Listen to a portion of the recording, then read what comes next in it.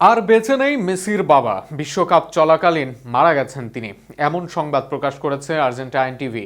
আর তাতে চাকরি চলে গেছে সেই নিউজ প্রেজেন্টারের। একইভাবে সংশ্লিষ্ট আরও কয়েকজনের চাকরি চলে গেছে এমন খবর প্রচার করায় মেসির বাবাকে নিয়ে পরবর্তীতে বিবৃতি দিয়েছে মেসির পরিবার। আরও থাকছে প্রতিবেদনে।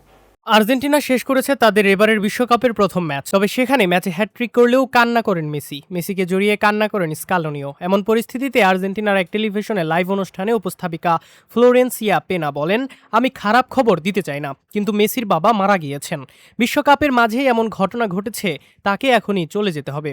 লাইভ অনুষ্ঠানে উপস্থাপিকার ওই কথা মুহূর্তেই ছড়িয়ে পড়ে সামাজিক যোগাযোগ মাধ্যমে। পরে মেসির পরিবার থেকেই জানানো হয়, হুরহে মেসি অসুস্থ হলেও জীবিত আছেন, মারা যাননি। উপস্থাপিকার এমন খবর প্রচার নিয়ে পরিবারের পক্ষ থেকে ক্ষোভ প্রকাশ করা হয়। এরপর তীব্র সমালোচনার মুখে পড়ে ফ্লোরেন্সিয়া পেনা প্রকাশ্যে ক্ষমা চান এবং লুজু টিভির দায়িত্ব থেকে সরে দাঁড়ান তিনি বলেন, আমি মেসি পরিবারকে এই ভয়াবহ ঘটনার জন্য ক্ষমা চাচ্ছি। তিনি দাবি করেন, লাইভ শো চলাকালীন তাকে তথ্যটি যাচাইকৃত বলে জানানো হয়েছিল এবং তিনি প্রযোজনা দলের উপর বিশ্বাস করেছিলেন। তবে তিনি নিজের ভুলের দায় স্বীকার করে সরে যাওয়ার সিদ্ধান্ত নেন।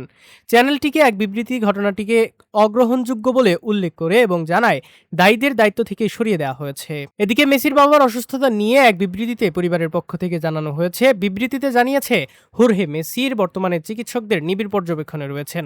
এমন সময়ে আমরা সবার দায়িত্বশীলতা, বিচক্ষণতা এবং মানবিকতা আশা করি। কোনো মানুষের স্বাস্থ্য বা তার পারিবারিক মানসিক শান্তি কখনোই মুখরোচক খবর বা দায়িত্বজ্ঞানহীন সাংবাদিকতার বিষয় হতে পারে না। প্রসঙ্গত, আলজেরিয়ার বিপক্ষে ম্যাচে যখন লিওনেল মেসি কান্না করছিলেন, এমন ঘটনা অবাক করে সবাইকে। কেননা লিওনেল মেসি ক্যারিয়ারে কোনো কঠিন সময় কাটাচ্ছেন না যে গোল করে কান্না করতে হবে তাকে। তবে এরপর নানান প্রশ্ন উঠলেও পরে জানা যায় লিওনেল মেসির বাবা অসুস্থ আছেন দীর্ঘদিন যাবতই। প্রসঙ্গত, জানিয়ে রাখা ভালো, লিওনেল মেসির বাবা হুরহে মেসি ছিলেন লিওনেল মেসির এজেন্ট হিসেবেও কাজ করেন তিনি।